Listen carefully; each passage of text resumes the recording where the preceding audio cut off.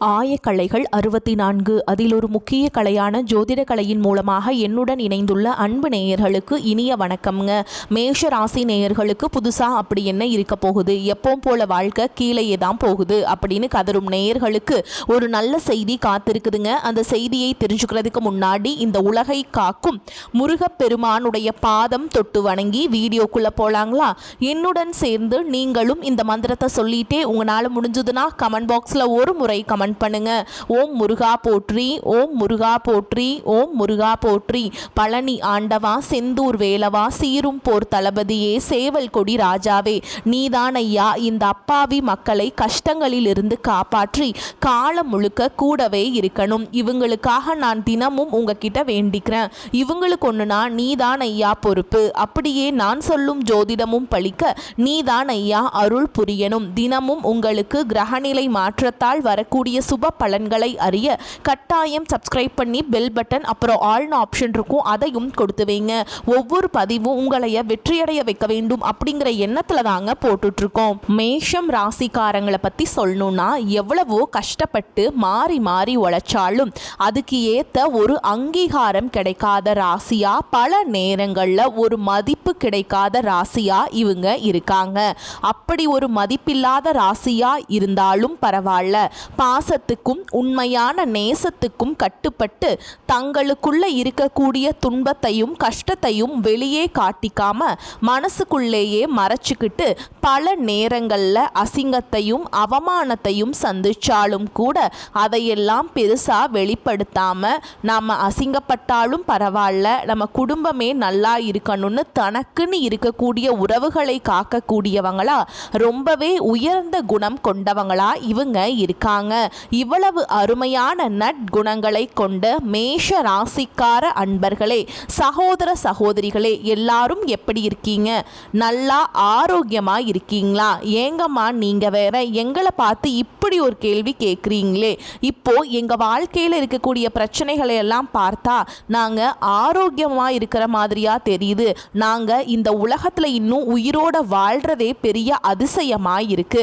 நாங்க எப்படிமா ஆரோக்கியமா வாழ முடியும் அப்படின்னு உங்க மனசுல நீங்க நினைக்கிறது எனக்கு நல்லாவே புரியுதுங்க. மேஷ ராசிக்கார நேயர்களே, கவலைப்படாதீங்க. உங்க வாழ்க்கையில இருக்கக்கூடிய இந்த துன்பமான சூழல் எல்லாமே இனி வரக்கூடிய காலங்கள்ல கோடை காலத்துல மறைஞ்சு போற காணல் நீரா காணாமலே மறைய போகுதுங்க. இது நாள் வரைக்கும் திருமணம் ஆகாதவங்களுக்கு எல்லாம் இருந்த திருமண தடை முற்றிலுமா நீங்கி டும் டும் கெட்டி மேளம் கொட்ட வெகு விமர்சையா திருமணம் நடக்க போகுதுங்க. அதே போல குழந்தை பாக்கியம் இல்லாதவர்களுக்கு வீட்டில் மழலை சத்தம் கேட்கறதுக்கான குழந்தை பாக்கியம் கிடைக்க போகுதுங்க. நீண்ட நாட்களா பூர்வீக சொத்து ரீதியா இருந்த அனைத்து வில்லங்கங்களுக்கும் பிரச்சனைகளுக்கும் ஒரு நிரந்தரமான தீர்வு கிடைக்க போகுது. உங்களுக்கு நியாயமா வர வேண்டிய பூர்வீக சொத்து பத்திரமா உங்க கையில வந்து சேர போகுதுங்க. மொத்தத்துல உங்க வாழ்க்கையில நல்லதெல்லாம் அடுக்கடுக்கா வரிசையா நடக்க போகுதுங்க. உங்களுடைய நீண்ட நாள் ஆசைகள் கனவுகள் எல்லாமே ஒவ்வொன்றா நிறைவேற போகுதுங்க. சரிங்க, இப்போ மேஷ ராசிக்காரங்களுடைய கிரக நிலைகள் எப்படி இருக்குன்னு விரிவா பார்க்கலாங்க. தன வாக்கு குடும்பஸ்தானத்துல சந்திர பகவான் அமர்ந்திருக்காரு. தைரிய வீரிய ஸ்தானத்துல குரு பகவான் பலமா இருக்காருங்க. பஞ்சமஸ்தானத்துல ஞானக்காரகன் கேது பகவான் இருக்காருங்க. பாக்கியஸ்தானத்துல கிரகங்களின் தலைவனும் சூரிய பகவானும் புதன் பகவானும் சுக்கிர பகவானும் செவ்வாய் பகவானும் சேர்ந்திருக்காங்க. லாபஸ்தானத்தில் சனி பகவானும் ராகு பகவானும் இருக்காங்க. இதன் மூலமாக உங்கள் வாழ்க்கையில் இனி வரக்கூடிய நாட்களில் பலவிதமான நன்மைகள் நடக்க போகுது. எப்படி கிரக நிலைகள் மாறுறதுனால மேஷ ராசிக்காரர்களுக்கு என்னென்ன லாபங்கள் நடக்க போகுது, எப்படி அதை நமக்கு சாதகமாக லாபமாக மாற்றுறது அப்படிங்கிறத பற்றி ரொம்பவே தெளிவாக விரிவாக இந்த வீடியோ பதிவில் பார்த்து தெரிஞ்சுக்க போகிறோம். இந்த காலகட்டம் வாழ்க்கையில் நீங்கள் துளியும் எதிர்பாராத திருப்பங்களை ரொம்பவே எளிதாக கொடுக்கக்கூடிய நேரமாக இருக்குதுங்க. நீங்கள் கனவு கண்ட விஷயங்கள் நடக்காமல் இழுபறியாக இருந்த விஷயங்கள் எல்லாமே இனி சுலபமாக நடக்க போகுது. பொதுவாக மேஷராசிக்காரங்க ஆரோக்கியம், பணம், புகழ், அப்புறம் எதிரிகள் இல்லாமல் இருக்கிறதுக்காக ரொம்பவே போராடிக்கிட்டு இருக்கிறாங்க. இந்த காலகட்டத்தில் இறைவன் நிச்சயமாக உங்கள் பக்கம் இருக்கிறதுனால உங்களை இன்னும் கொஞ்சம் கூடுதல் பலப்படுத்துவதற்காக குரு பகவான் உங்கள் வாழ்க்கையில் ஒரு பெரிய அற்புதத்தை நிகழ்த்த போறாருங்க. முக்கியமாக குரு வக்ர நிவர்த்தியாக போறாருங்க. இதனால் என்ன நடக்கும்னா உங்களுக்கு எதிரியாக இருந்தவங்க கூட நண்பராக மாறுவாங்க. செவ்வாய் பகவான் உச்சம் பெற்ற வீட்டில் இருக்கிறதுனாலங்க பூமி சம்பந்தப்பட்ட வில்லங்கம் எல்லாமே இருந்த இடம் தெரியாமல் விலக போகுது. அதே போல் புதன் பகவான் யார் நம்மளை பற்றி என்ன நினைக்கிறாங்க அப்படிங்கிறத உங்களுக்கு வெளிப்படுத்த போகிறாருங்க. சுக்கிர பகவான் 11வது வீட்டில் இருக்கிறதுனால உங்களுக்கு லாபங்கள் பெரிய அளவில் பெருக போகுதுங்க. விரயத்தில் இருக்கக்கூடிய சனி பகவான் முதல் 2.5 வருஷத்துக்கு இருக்க போகிறாருங்க. இதனால் உங்களுடைய கௌரவம் எந்த இடத்துலையும் குறையாமல் காப்பாற்றப்பட போகுது. இந்த கிரகங்களின் நல்ல தன்மையை முழுமையாக பெற நீங்கள் அபிராமி அந்தாதியில் இருக்கக்கூடிய 9வது பாடலை நீங்கள் மனதார படிக்கணுங்க. பௌர்ணமி இல்லைனா அமாவாசை தினங்களில் பூசணிக்காயில் குங்குமம் வச்சு திருஷ்டி கழித்து உங்கள் வீட்டு வாசலில் உடைக்கணுங்க. அதே போல் சிவபெருமான் தானாக தோன்றிய சுயம்பு லிங்கமாக எங்கு இருக்காரோ அங்கே போய் சிவனை மனமுருகி தரிசனம் பண்ணிட்டு வாங்க. இதனால் உங்கள் வாழ்க்கையில் ஒரு ராஜதந்திரம் ஏற்படும். வருமானம் கிடுகிடுவென உயருங்க. நல்ல மனசோட நிறைய நல்ல உள்ளங்களை நீங்கள் பார்க்க போறீங்க. கண்டிப்பா நல்லது நடக்க போகுதுங்க. இது நாள் வரைக்கும் உங்களை வேண்டான்னு சொல்லிட்டு போன சொந்த பந்தங்கள் எல்லாருமே இனி வரக்கூடிய காலங்களில் அவங்களாகவே உங்களை தேடி வர போறாங்க. திருமணம் ஆகாதவங்களுக்கு இவ்வளவு நாளா இருந்த திருமண தடை நீங்கி உங்களுக்கேற்ற சரியான வாழ்க்கை துணையோடு திருமணம் நடக்க போகுதுங்க. ஏங்க எனக்கு திருமணம் ஆகிருச்சு, ஆனால் நாங்கள் போகாத கோயில் இல்லை, பண்ணாத பரிகாரம் இல்லை, எங்களுக்கு இன்னும் குழந்தை பாக்கியம் கிடைக்கவே மாட்டேங்குதே அப்படின்னு கண்ணீர் சிந்திட்டு இருக்கக்கூடிய மேஷ ராசிக்காரர்களே கலங்காதீங்க. உங்களுக்கு இந்த காலகட்டத்தில் அழகான குழந்தை பாக்கியம் கிடைக்க போகுது. இது நாள் வரைக்கும் நீங்கள் பணங்காசுக்கு கஷ்டப்பட்டு 4-5 பேர்கிட்ட கடன் வாங்கி ஒவ்வொரு நாளும் வேதனையோடு வாழ்ந்திருப்பீங்க. ஆனால் இனி வரக்கூடிய காலங்களில் நீங்கள் 4-5 பேருக்கு பணங்காசு கடன் கொடுக்கக்கூடிய அளவுக்கு அந்த அளவுக்கு செல்வாக்குல உயர்ந்து வாழ்க்கையை வாழ போறீங்க. இது நாள் வரைக்கும் உங்களுடைய படிப்புக்கு தகுந்த வேலை இல்லாம நீங்க ஏதோ மனசுக்கு பிடிக்காத வேலையை வேற வழி இல்லாம செஞ்சுட்டு இருந்திருப்பீங்க. ஆனா இனி வரக்கூடிய காலங்கள்ல உங்களுடைய படிப்புக்கும் தகுதிக்கும் ஏற்றாற் போல நல்ல கை நிறைய சம்பளத்துல உங்களுக்கு பிடித்தமான வேலையெல்லாம் உங்களுக்கு கிடைக்க போகுதுங்க. மொத்தத்துல உங்களுடைய வாழ்க்கையே ஒரு சொர்க்க வாழ்க்கையா மாறப்போகுதுங்க. நிறைய பேர் குலதெய்வம் எங்கேயோ இருக்குது, என்னமோ இருக்குது அப்படின்னு கவலைப்படுறீங்க. அப்படியெல்லாம் நீங்கள் நினைக்க வேண்டாமுங்க. நீங்கள் எங்கிருந்தாலும் உங்கள் வீட்டில் ஒரு தீபம் ஏற்றி வச்சு அந்த தீப ஒளியில் தெய்வங்கள் இருக்கிறாங்க அப்படின்னு மனசில் ஆழமாக நினச்சி வழிபாடு செய்யுங்க. ஒருவேளை உங்களுக்கு குலதெய்வமே தெரியாவிட்டாலும் பரவாயில்ல, வீட்டில் தீபம் ஏற்றி வச்சு ஏதாவது ஒரு நல்ல நாளில் எங்கள் குலதெய்வமேன்னு நினச்சி வழிபாடு செய்யுங்க. ஏன்னா குலதெய்வ வழிபாடு குலம் காக்குங்க, குலம் தழைக்கும். எப்போவுமே முதல்ல குலதெய்வம், அப்புறம் இஷ்டப்பட்ட தெய்வம், அப்புறம் தான் உங்களுக்கு விருப்பப்பட்ட தெய்வம்ங்க. எந்த கோயிலுக்கு போனாலும் என்ன பரிகாரம் பண்ணாலும் வாழ்க்கையில் ஒரு ஏற்றம் இல்லை அப்படின்னு நீங்கள் வருத்தப்பட்டு சொல்லுவீங்க. அப்படிப்பட்டவங்க தினமும் காலையில் எந்திரிச்ச உடனே முதல் வேளையாக சூரிய பகவானை நமஸ்காரம் பண்ணுங்க. அவங்களுடைய அனுகிரகம் இருந்தால் போதும். மற்ற கிரகங்கள் எல்லாம் சாதகமாக இல்லைனா கூட பரவாயில்ல, அந்த சூரியனுடைய பிரகாசம் உங்கள் வாழ்க்கையவே பிரகாசமாக மாற்றிருங்க. அந்த வெளிச்சம் உங்களை வந்து சேருங்க. உங்கள் வாழ்க்கையில் இருக்கக்கூடிய கண்ணீர் எல்லாம் பனி போல கரைஞ்சு போயிருங்க.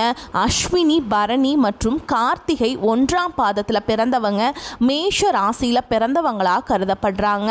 இவங்க கொஞ்சம் பிடிவாத குணம் கொண்டவங்களாக இருக்காங்க. மேஷ ராசிக்கு நட்பு ராசியாக இருக்கக்கூடியவங்க யாருன்னு பார்த்தீங்கன்னா கும்பம், சிம்மம், தனுஷ், மிதுனம் இவங்க எல்லாரும் நட்பு ராசியாக இருக்காங்க. இவங்களை பொறுத்த வரைக்கும் வாழ்க்கையில் ஒரு உறுதியான குறிக்கோளை ஃபிக்ஸ் பண்ணிடுவாங்க. அந்த குறிக்கோளை அடையிறதுக்காக இரவு பகல் உறங்காம அயராது உழைச்சிக்கிட்டே இருப்பாங்க. இவங்களை பொறுத்த வரைக்கும் நட்புக்கு ரொம்பவே முக்கியத்துவம் தருவாங்க. சொல்லப்போனால் நண்பனுக்காக தன் உயிரை கொடுக்க கூட தயங்க மாட்டாங்க. தன்னுடைய குடும்பத்துக்காக தன் ஒட்டுமொத்த வாழ்க்கையையும் அர்ப்பணம் செய்யக்கூடியவங்களா இவங்க இருக்காங்க. பிறப்பிலேயே ஒரு தைரியமான குணம் இவங்க கிட்ட இருக்குதுங்க. அடுத்தவங்க செய்ய முடியாதுன்னு நினைச்ச விஷயத்தை எல்லாம் கூட இவங்களுடைய தைரியத்தால அந்த காரியத்துல முழுமையா முயற்சி பண்ணி அந்த காரியத்துல வெற்றி அடையக்கூடியவங்களா இவங்க இருக்காங்க. உங்க வாழ்க்கையில இனி வரக்கூடிய நாட்கள் ரொம்பவே அருமையா இருக்க போகுதுங்க. உங்களுடைய ஆசைகள், கனவுகள் எல்லாமே நிறைவேற போகுது. உங்களுடைய மனசுல ஒரு பெரிய தெளிவு அதிகரிக்க போகுது. புதுசா நம்பிக்கை பிறக்க போகுது. அடுத்தவங்க செய்ய முடியாதுன்னு ஒதுக்கி வச்ச காரியத்தை கூட நீங்க அழகா திட்டம் தீட்டி முயற்சி பண்ணி அந்த காரியத்துல நீங்க வெற்றி அடைய போறீங்க.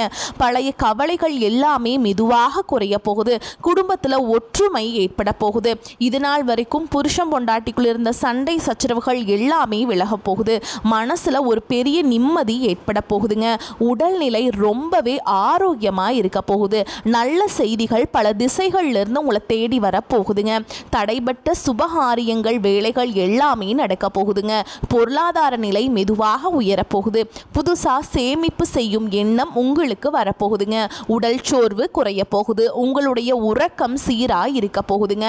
நல்ல மனிதர்களுடைய நட்பு தானாகவே உங்களை தேடி வரப்போகுது. உங்களுடைய மதிப்பும் மரியாதையும் சமூகத்தில் உயரப்போகுதுங்க. வேலை செய்கிற இடத்துல பாராட்டு உங்களுக்கு கிடைக்க போகுது. புதிய வாய்ப்புகள் உங்களை தேடி வரப்போகுது. உங்களுடைய கற்றல் திறன் அதிகரிக்க போகுது. ஆன்மீகத்தின் மீது உங்களுடைய ஆர்வம் அதிகரிக்க போகுது. உங்களுடைய பயம் குறைய போகுது. தன்னம்பிக்கை அதிகரிக்க போகுதுங்க. பழைய பிரச்சனைகளுக்கெல்லாம் ஒரு நிரந்தர தீர்வு கிடைக்க போகுதுங்க. குடும்பத்தில் மகிழ்ச்சி ஏற்பட போகுது. சுபகாரியங்கள் அடுக்கடுக்காக நடக்க போகுது. நீங்கள் செல்லக்கூடிய பயணங்கள் உங்களுக்கு நன்மையை தரக்கூடியதாக அமைய போகுது. வீண் செலவுகள் எல்லாமே குறைய போகுது. நல்ல தெளிவான முடிவுகள் எடுக்க முடியுங்க. உங்களால் மன அமைதி கிடைக்குங்க. உறவுகளில் புரிதல் அதிகரிக்கும். உங்களுடைய முயற்சிகள் எல்லாமே வெற்றி பெறுங்க. உங்களுடைய பொறுமைக்கான பலன் நிச்சயமாக உங்களுக்கு இந்த காலகட்டத்தில் கிடைத்தே தீரும். எதிர்பார்த்த உதவி உங்களை தேடி வரும். எதிர்கால நம்பிக்கை அதிகரிக்கும். மொத்தத்தில் உங்கள் வாழ்க்கையில் சந்தோஷம் நிலச்சிருக்க போகுதுங்க. உங்களுடைய ஆசைகள், கனவுகள் எல்லாமே படிப்படியாக நிறைவேற போகுது. உங்களுடைய வாழ்க்கையில் இது நாள் வரைக்கும் இருந்த அனைத்து கஷ்டத்துக்கும் ஒரு நல்ல தீர்வு கிடைக்க போகுதுங்க. மேஷராசிக்காரங்களே, இந்த நிமிஷம் வரைக்கும், இந்த நொடி வரைக்கும் நீங்கள் ரொம்பவுமே கஷ்டப்பட்டு வாழ்ந்துட்டுருக்கீங்க. ஆனால் இந்த நிலையெல்லாம் இனி வரக்கூடிய கிரகநிலை மாற்றத்தின் மூலமாக காணாமல் போக போகுது. உங்கள் வாழ்க்கையில் சந்தோஷம் நிலச்சிருக்க போகுதுங்க. நிம்மதி, ஆரோக்கியம் எல்லாம் சிறப்பாக இருக்க போகுதுங்க. மேஷராசிக்காரங்களே, உங்களுக்கு அதிர்ஷ்டம் தரக்கூடிய நிறம் வெள்ளை நிறம் மற்றும் ஆரஞ்சு நிறம்ங்க. அதிர்ஷ்டம் தரக்கூடிய திசை தென்மேற்கு மற்றும் வடகிழக்குங்க. அதிர்ஷ்டம் தரக்கூடிய எண்கள் 6 மற்றும் 8ங்க. அதிர்ஷ்டம் தரக்கூடிய கிழமைகள் வியாழக்கிழமை மற்றும் வெள்ளிக்கிழமைங்க. உங்களுக்கு அதிர்ஷ்டம் தரக்கூடிய மலர்கள் என்னன்னு பார்த்தீங்கன்னா மல்லிகை மலர் மற்றும் ரோஜா மலருங்க. மேஷராசிக்காரங்களே, உங்கள் வாழ்க்கையில் மேலும் நல்லதெல்லாம் நடக்க நீங்கள் செய்யக்கூடிய ஒரு எளிய பரிகாரம் என்னன்னு பார்த்தீங்கன்னா, உங்கள் வீட்டு பக்கத்தில் இருக்கக்கூடிய ஆதரவற்ற வயதான முதியவர்களுக்கு உங்களால் முடிஞ்ச உதவிகளை, சாப்பாடோ துணிமணியோ உங்களால் முடிஞ்சதை செஞ்சுட்டு வாங்க. இந்த உதவியை நீங்கள் மனசார செய்கிறதன் மூலமாக உங்கள் வாழ்க்கையில் இருக்கக்கூடிய துன்பங்கள் எல்லாமே குறைந்து இன்பங்கள் இரட்டிப்பு மடங்காக கிடைக்குங்க. எப்போவுமே நல்லதே நடக்கும். நல்லது மட்டும் தான் நடக்கும். வரக்கூடிய வாய்ப்புகளை தவற விட்டுறாதீங்க. கெட்டியாக பிடிச்சுக்கோங்க. வாழ்த்துக்கள். வாழ்க வளமோடு நலமோடு. நன்றி, வணக்கம்.